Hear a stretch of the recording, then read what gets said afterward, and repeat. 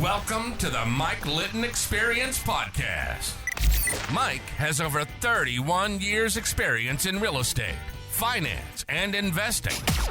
He's passionate about being a father, a teacher, a realtor, an investor, and a leader. Everyone has a story, and our passion is to help them tell it. And now, introducing the host of the Mike Litton Experience, Mike Litton. So what can you expect from the Mike Litton Experience? You can expect stories that will inspire, motivate, advice that will sharpen your focus, and expert information on real estate, finance, and market conditions. Jordan Nightsage, thank you so much for being our guest on the Mike Litton Experience. I am so excited about our time together, and I appreciate you being here. Like we talked about before we hit record, everybody has a story. And our passion is to help them tell it. So with your permission, we're going to start with where you were born, go all the way up to today. And then we want to talk about this new book that you wrote, right, that we want to promote. So tell us about where you were born. Okay. Well, thank you for having me on here, Mike. Super excited to have you, bud. It's a pleasure. Yeah. I'm excited too. All right. So where I was born, I was born in Detroit, Michigan. Okay. My family lived in the city of Detroit for the first few years of my life. Okay. My parents are both attorneys, and I'm an attorney too. But they were just really starting out back then, and it was they were struggling a bit, I guess. But I never really noticed it, I guess. Growing up, but anyway, so that's about where. Okay, so how long did you live in Detroit? Only a few years. Okay. Just the first few years of my life. Yeah, I think it might have been 3 years. I think. And then where did you move to? We moved to Grosse Pointe, city called Grosse Pointe, which was right outside of Detroit, just a few minutes outside. So I've heard of it. Yeah, it's a suburb, right, of Detroit. Suburb of Detroit. Yeah. So did you grow up there primarily? Yes, I grew up in Grosse Pointe. Yeah. Okay. Did you go to high school there? I did. Yeah. So what was your favorite? Okay. What was your favorite thing about growing up in Grosse Pointe?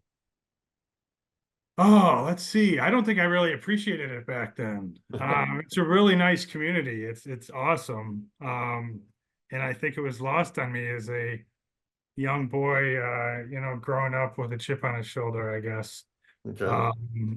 I, for whatever reason, I really didn't get in a lot of trouble, but I tended to hang out with troublemakers, at least once I got to a certain age.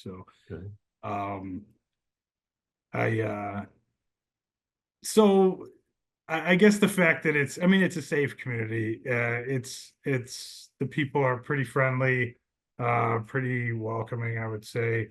Like I said, as a kid, as a youngster, as a young ruffian, I don't know that I appreciated it as much as I should have. I wanted things to be wild. I wanted to be in the big city. I wanted a lot to be going on all the time instead of just, boring nights, watching movies or something like that. But okay. There are some people that would like to have boring, Oh, now that's now you look back and you're like, wow, I really appreciate it more, Exactly. Oh yeah. No, I was bored to tears growing up, but it was like, now I look back on it, I'm like, oh, that was, and the best thing about it was I survived my childhood, which a lot of people that were close to me were shocked. Anyway, so you grow up in Grosse Pointe, you go to high school there? Yes. Yeah. I went to high school. I can't remember if I mentioned played sports and stuff like that. I actually did pretty well in school, despite hanging out with some troublemaker type kids. But I managed to keep my nose pretty clean growing up. Thankfully, that's a big thing I'm thankful for, because I'm sure, some of the, not everyone is that fortunate. They have good stuff they did when they were kids follow them, for a long time, and thankfully that's not the case for me. So sounds like you learned a lot. I did, yes. Yeah, I've learned a lot of hard lessons, I think, through my years. That's cool. Yeah. So going to high school in Grosse Pointe, did you have a favorite subject? I always liked history. I think that was probably history, political science, that type of thing. Mhm. Those types of subjects. I liked really liberal arts subjects. I remember liking sociology a lot and excuse me, those types of subjects. Um, I remember not liking math too much, although now I wish I would have stuck with it because I look at how things are moving as far as with data. I'm in a master's business program too right now, so like I'm realizing how deficient I am at some mathematical skills. So I really got to bone up on those. Anyway, I think I'm getting sidetracked. We're going Oh, back you're to fine. You're fine. okay. So growing up, or actually going to high school, did you have a favorite sport? I played basketball, football, and lacrosse. I would say my favorite teams to be on was probably my lacrosse teams. Okay. I started my junior year, and we went from I played the year after they lost. I think they went like 4-16 or something like that, right? They Wow. were the worst team in the conference, and we had just been a club team a couple years before that, and one of actually my middle school football coach, Mhm. and maybe I got to tell you about this guy. He's pretty cool. Um, he he got hired as the lacrosse coach, Okay. the varsity lacrosse coach at my high school. So we went from being this sort of ragtag, like was it the Bad News Bears or something like Yeah. that? Yeah. And we changed for our games in the parking lot. Yeah. The school didn't have a locker room for us, And and the that. football Yeah. coach didn't want to let us use the football locker room. Right. Um, but and we actually went to the state championship game, the finals game. We lost 9-8 in the state finals game my senior year, which was Wow. obviously I wish we would have won, but Sure. it was a pretty awesome experience. I'm sure there's some character building losing, that close in something like that, that I need to appreciate. I'm sure that, I need to identify that lesson there that, that was, you got to see the good for the bad, right? Yeah. But, yeah, so I was going to tell you about my coach. Although I don't know that I think it's that let's just say he was a very interesting guy. He was in construction. He had half a foot because a crane broke off and fell on his foot, buried his leg several feet into the ground, and basically lost part of his foot. Hmm. And I think he was blind in one eye, and just a really gruff guy. The other parents on other teams would complain about him all the time as far as being um uh yelling and that type of thing. But we just loved him. My teammates and stuff like that, we loved him. He was through all the roughness, I learned a lot from him. Obviously I'm not going to say his name, but I mean, this is the type of guy who, on his half foot, um, we were practicing and practicing lacrosse, and there was a car accident at the intersection, maybe 100 yards away, Mhm. and a van was tipped over, was T-boned and tipped over. And we all kind of start, kind of jogging that way, like to go gawk and, whatever we're gonna just to see what's going on, right? And he just flies by us, running, just sprinting, faster than I'd ever seen him move. He hops this 6-foot fence, jumps into the van, apparently conducted first aid, and like basically, I don't want to get like graphic, but um he basically saved a woman and her kids' lives. He was passing the kids out through the window. We're just all sitting there like, oh my gosh, you know. Yeah. Um, and and then he gets out, he jumps back over the fence. He's got glass shards sticking out of his bald head, you know. Blood's dripping down his head. And what does he say to us? He says, he looks around, he says, all right, everybody let's get calisthenics going. Come on, you know. Like, you know, We're wasting time. Let's go. yeah, we're wasting time. Come on, I got to go talk to the police over here. You guys Right. why are you standing around, basically, you Get know? your work in. Let's go. Yeah, exactly. But he's a good guy, and I haven't talked to him in years, but I should probably try to get a hold of him or something like that. And Yeah. but he was a good. He was, despite, like I said, despite the roughness, he was a good influence. You know, it was like we knew that he loved us, Yeah. right? That was the difference. It's like it didn't matter how much he yelled during games, or and we all laughed about it anyway. The players did. We thought it was funny because a lot of times he wouldn't enunciate his words and they would just come out like kind of just like gibberish, and we thought that was funny. But he loved us and we loved him. Um so yeah, that was lacrosse. That was probably my favorite team to be on. Like I said, though, I was a troublemaker. I wasn't as focused on sports as I should have been, you know.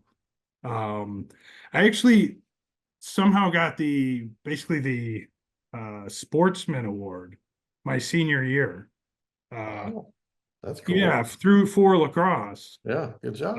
In May, what was it like? What do they call that? Honorable mention, state, like, what is it? What do they call it when you're on the state list of players that all state, or what is it? All state honorable mention, something like that. Yeah. But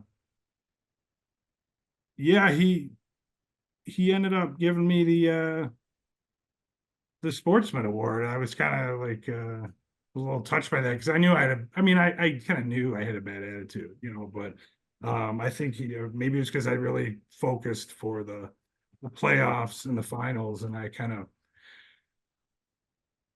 was the last person who would be sort of, you know, motivating everybody, but I gave like the pump up speech like on the bus, you know, the night before the finals game and stuff like that. And I think the coaches were kind of I loved it. I love the adrenaline of actually being there. Like, it's like, okay, we're in, you know, the rest of the season, you're in school. It's like, oh, I got to go to practice. I got to do this. I got to wear pads. I have to, you know, get beat up. I have to, you know, do this and that. But I love games. And then once we got to the playoffs, that was awesome. That's cool. So yeah. So actually I got injured that year. I had bad ankle sprain. So I was sort of hobbling around all year. But so, you know, it was, all of it was character building. I hated the idea of being considered. I was not a jock though, by any means. You know, I don't know if that's a bad word, you know, like if jock is considered a bad word or not, but in my mind at the time, I was not a sports guy. You know, I hated when they would make us wear jerseys in school and stuff like that. Like I said, I had a bad attitude. I think I have a much better attitude now. But like, you know, life is you know, through the ups and downs, I've developed a better attitude. So more Sounds like it. thankfulness, yeah, more gratitude, I think. So That's cool. So you graduate from high school in Grosse Pointe. yeah.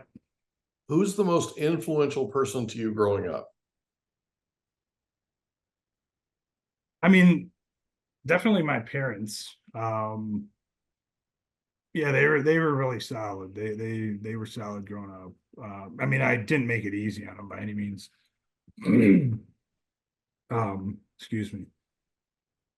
But I always knew that that's another kind of along the same theme. I always knew that they loved me, you know, even when I would make it, you know, at the time they were making it hard on me, right? They were not letting me stay out late enough. They were not letting me go places, that type of thing. But now I realize as a parent now, I have two young children myself, that I was making it hard on them. So, through all that, they were solid. They never gave up on me, and they still haven't. So that's a good thing, right? So hopefully I'll be able to pay them back at some point, in some way. So That's cool, man. So you graduate from high school. Where do you go next? I ended up going to a university in the state where I live. I do. Are we? I don't know if I want to say like school, like school names and that type It's of thing. entirely up to you.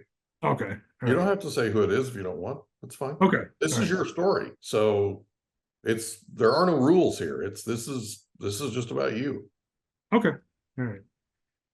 So I went to college, and I didn't really want to go to college. But it was kind of expected. It was expected, I should say. And I ended up, what did I get? I ended up with like a 3.95 my first year, Mhm. and then basically just stopped going and basically flunked out my second year. So I went from like, a 4.0 to I think I got a 0.0 because I just stopped doing it. I wasn't serious about it. I was still a kid. Like I said, I had the bad attitude continued a little bit into college. So Yeah. I basically came home. Let's see, what did I do? Like moved in with a couple buddies and just started working. I was doing stuff like, let's see, I had a lot of jobs growing up. My first job was as a dishwasher in my cousin's restaurant. Um, and then I got promoted to busboy, which is cool because I didn't have to sit in the hot, steamy kitchen and get all soaking wet and stuff. Right. And it doesn't smell quite as bad as a busboy either. Not that the kitchen smells bad, but you get the grease traps and the food on people's trays and stuff like that. There's all kinds of smells in a kitchen. Yeah. Even a clean kitchen, I mean, yeah. How old were you when you started as a dishwasher? I think 15, if I'm not mistaken. So what's the most important thing you learned in that first job? Oh, let's see. I mean, I guess just to be on time, to keep working hard. Oh, yeah, what did they do? That not to fall for pranks. One of the things that they would do, the other guys would say, okay, go out into the, out into the building outside and get us some peanut butter, right? And then guys would go out there and look for peanut butter, and of course they didn't stock peanut butter, so it was that type of stuff, right? It is you're just out there wandering through the pantry looking for something that's not there. But I remember I got assigned some of the dirtiest stuff. Some of the dirtiest stuff I've ever had to do in my life was at that job. Yeah. Because I was the little cousin and they got a kick out of it, to be honest. Yeah. Rub your nose in it kind of thing. Just like, clean the kitchen drains, which it's kind of gross at a kid, in a kitchen that hasn't been drain that hasn't been cleaned in however many, probably months. I don't know how often they had to clean it, but right. I don't even know that they had to clean it when you have to clean it. You have to clean it because the Department of Health comes calling, and when they come calling, it better be cleaned. Oh yeah, definitely. I know that they're required to. What I mean is, I don't know if it was like up for cleaning or if they just had the idea that I should clean it. So they're just torturing you. I guess I don't know. I'm actually really close with those cousins still, and one of them is godfather of my daughter. So that's cool. Yeah, so it's not like I hold any big resentment towards them. It was, like I said, it's all character building, right? Dirty jobs are only positive, hopefully only positive, obviously, unless something bad happens. But I mean, our only positive experience, I think. I also worked as a stock boy at a meat market. Um, let's see, I worked basically, we were called night housemen, but we were kind of janitors, and we how groundskeepers. We set up tables and chairs for events and cleaned and stuff like that. Did valet. That was one of my more dignified jobs as a young man. Um, and I feel like I'm missing something, but Not a lot of drains to clean if you're a valet. yeah, no, exactly. Yeah, exactly. I was also a DPW worker for a time. Really? Department of Public Works? Yeah, a small community, and nearby where I live, and picked up trash and brush, at this edge of the road, among other things. But that was an interesting job. I did that while I was in college for a little bit, and because I went back to college. Yeah, so I worked for a couple of years, went back to college, actually did pretty well. What made you go back? Um, at that point, I guess I had sort of crossed that line from childhood into adulthood, I guess. Um, for whatever reason, my maturity level was just to the point where I was like, okay, I actually have to, do something. I'd probably rather, not that there's anything wrong with the job that I was doing. But But you didn't want to do it for the rest of your life. no, and I don't think it would have been tough to support myself. Yeah. I mean, obviously there's jobs that you don't have to go to college for that can support you very well, right? Especially if you go to trade school, some sort of apprenticeship, that type of thing. The trades. I really haven't ever really been mechanically inclined. So the trades are tough for me. So I had to go to college to get my, to be able to earn my living. So when you go back to college, what changed? I was just super focused. Um, I wasn't hanging out anymore. I wasn't. Did you appreciate it more? Oh yeah, definitely. I had more fun. I had more fun learning. Yeah. It was like, oh wow, I have this great opportunity to learn about all this cool stuff. Let's see, my major was Bachelor of Public Affairs, Okay. which is in the political science department. Right. And then my minor was history. Gotcha. So yeah, still liked history. I still do like history. Was that your favorite subject in college too? I mean, yes, I liked geopolitics, Okay. global, international politics, that type of thing. Not that into partisan politics. Yeah. I've swung from one side to the other at different points in my life. And I've come to the conclusion, I think, that I'm just not that into partisan politics. I like elections. I've actually worked as a campaign consultant for a number of candidates. So I don't. Let me get back to your question. I feel like I'm kind of rambling here. You're okay. So I like the political science classes. But geopolitics is present in history too. So they were combined, right? Yeah. Or they were connected, you might say. So that's really what I was focused on. I mean, I love politics. I love elections. I love Why? I don't know. It's just the sort of the competition, the race aspect of it, all the stuff that's bad about it. Probably. You like all the bad stuff? No. I'm not like the dirty, like mudslinging and stuff like that. That's not what I like. But I like connecting. I like connecting to the voter, like to like as a consultant, I was less about like, oh, we need to go impress these like important Big people. money donors, that kind of thing. Yeah, yeah. Then it is like, okay, how do we speak to the voter, right? Right. How do we How do we reach them? exactly, yeah. Yeah. How does in sort of stepping in the shoes of the voter, Yeah. and and I mean I'm a voter too, so Yeah. I'm stepping into my own shoes, right? But Sure.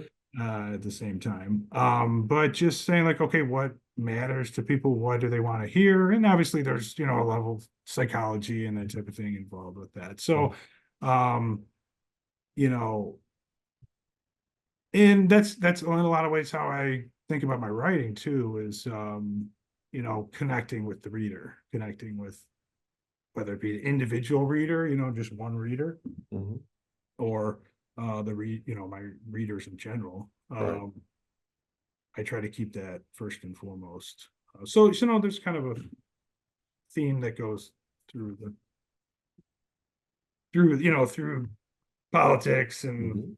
and writing, I guess. I don't know. Maybe Mhm. I'm just trying to draw connections here. You're doing great. You're doing great. So you graduate from college.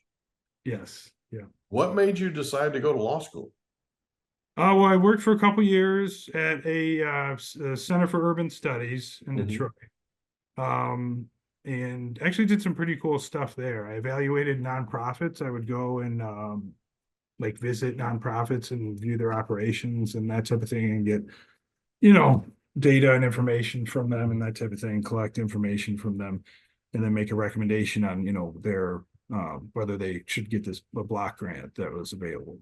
And I love doing that, getting out and into the community and dealing with people who were like making a real difference, Yeah. like, okay, we're in Detroit, like everyone always says it's terrible and has no hope here. Not everyone, that's a generalization. People talk, it's not uncommon to hear people sort of imply that Detroit has no hope. But meeting the people who like had hope and have hope and are out there actually like breaking their back to spread that and to spread not only good intentions but actual practical help to people, that was cool. So and a lot of them are we're stuck for cash a lot of times. They're being run. I remember some of them, they couldn't put a sign up um outside. They had, their building was dilapidated, and they couldn't, basically they were choosing not to update it because that would be an attraction for theft and burglary and that type of thing, you Hmm. know, which is sad. I mean, that's terrible. It's like, okay, they want to fix up their place, but um, anyway, I'm not trying to talk about Detroit. Like I said, I was born in Detroit. My kids are born in Detroit. Um, my family's from Detroit on my dad's side. We have a lot of ties here. It's I'm not, I know that I moved to Grosse Pointe, but um, Detroit's still my hometown. Yeah. So, but there's been a lot of positive things here that have been happening over the last few years. It takes a lot. Basically, it takes, whether it be businesses or the government, but it takes money Yeah. to revitalize an area. Well, it takes some backbone too. You gotta buck the trend, so to speak, and Exactly. you gotta be willing to sort of find your spine, so to speak, and figure out what's more important, right? Is it more important to move away, or is it more important to leave the place better than the way you found it? And as a parent, I have a 23 and 25-year-old, right?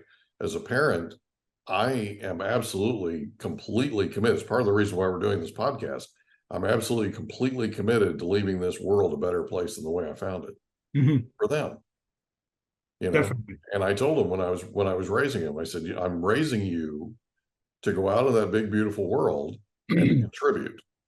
You're not going out into that world so somebody else will raise you. It's not going to happen. Okay.